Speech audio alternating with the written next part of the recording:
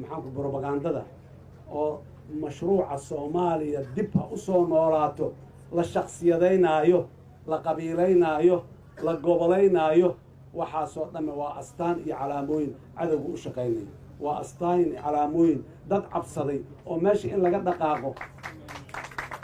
oo loo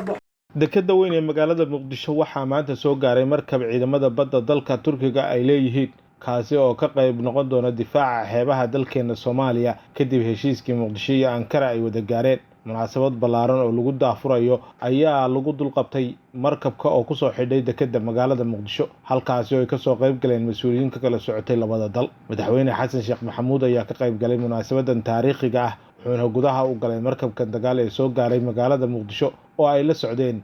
ciidamada badda dalka Turkiga heshiiska difaaca ee gaareen labada dal waa Soomaaliya iyo dalka Turkiga ayaa waxaa qayb ka ah ilaalinta biyaha Soomaaliya sida ka hortagga khataraha ku xadgudubka kalluumaysiga iyo kheyraadka kale ee badda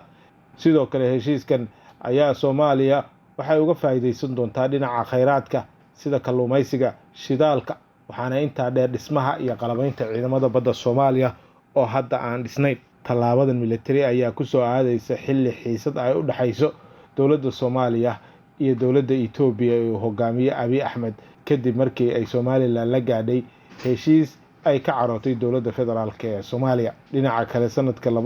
2025 ayaa dowladda Turkiga waxaa la filayaa inay Soomaaliya ka bilowdo qodista shidaalka sida uu shaaciyay wasiirka tamarta ee dowladda Turkiga heshiiskan ayaa socon doona 10 sano